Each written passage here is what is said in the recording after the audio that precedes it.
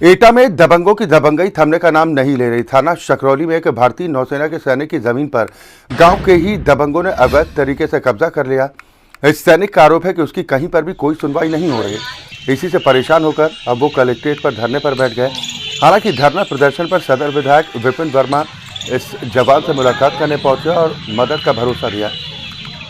सैनिक ने जिला प्रशासन को 2 दिन का समय दिया है कि अगर उनकी जमीन से अतिक्रमण नहीं हटाया गया तो वो अपने पूरे परिवार के साथ डीएम ऑफिस में आत्मदाह कर लेंगे।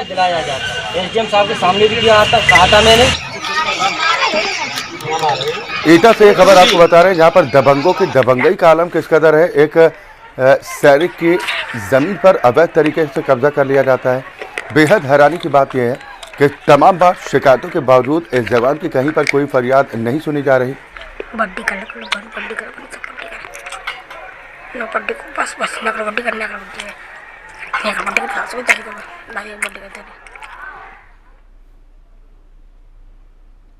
मुख्यमंत्री योगी आदित्यनाथ से ये पीड़ित परिवार अब इंसाफ की गुहार लगा रहा है। एटा से रविकांत हमारे संवाददाता ज्यादा चर्चा और बातचीत के साथ जुड़ गए हैं। उनके साथ पीड़ित परिवार के सदस्य भी हैं। पुरुषोत्तम गांधी हमारे साथ जुड़ेंगे जो अपनी व्यथा को बताएंगे कि किस तरह से वो इंसाफ को लेकर गुहार लगा रहे हैं, लेकिन उनकी कहीं पर कोई फरियाद नहीं हो रही।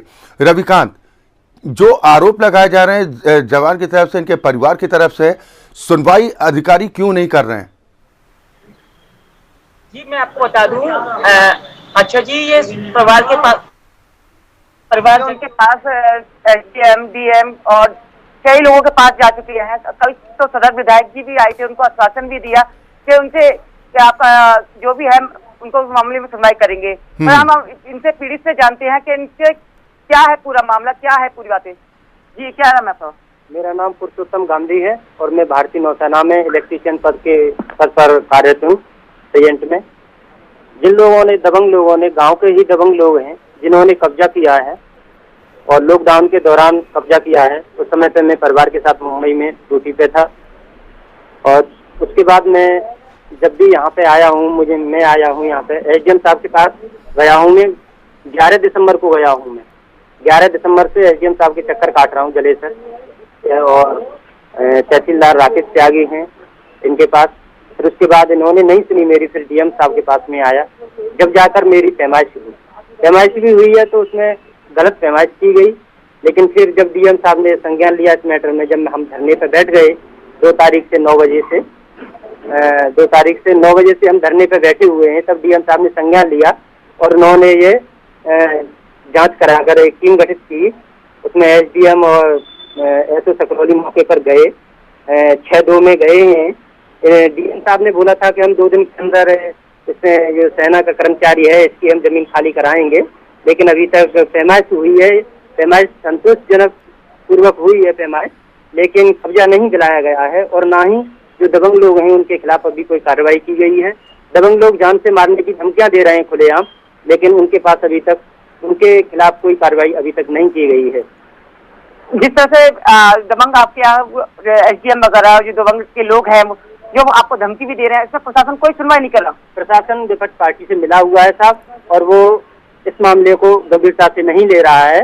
वो खाना पूरी कर रहे हैं। विधायक जी भी कल आए थे, डेविड वर्मा हैं, उन्होंने आश्वासन दिया, लेकिन साहब आश्वासन से पेट थोड़ी भरने वाला है।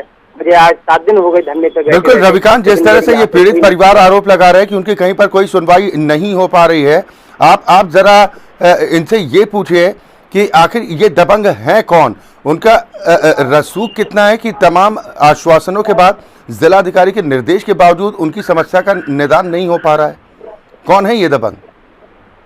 ये दबंग कौन है जो डीएम साहब के आश्वासन के बाद भी और निर्देश के बाद भी आप पे कार्रवाई नहीं हो रही है? क्या है, कौन है ये दबंग लोग?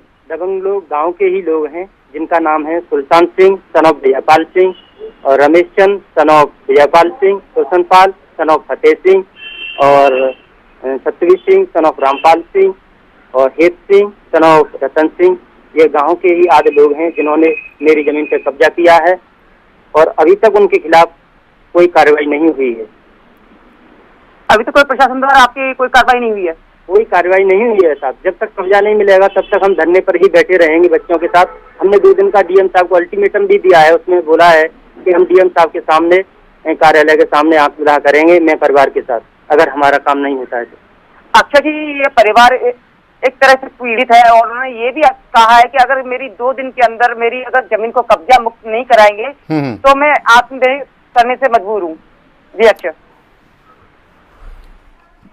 और जिस तरह से आप सरकार की क्या गुहार लाएंगे योगी सरकार जी के लिए? योगी सरकार से हम यही गुहार लगाते हैं कि जो दबंग लोग हैं उनके खिलाफ सख्त से सख्त कार्रवाई की जाए और हमें हमारी जमीन पर कब्जा वापस दिलाया जाए।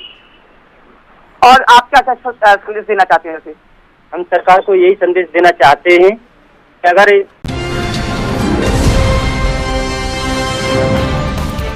घंटी का बटन दबाइए और हिंदी खबर से जुड़ जाइए।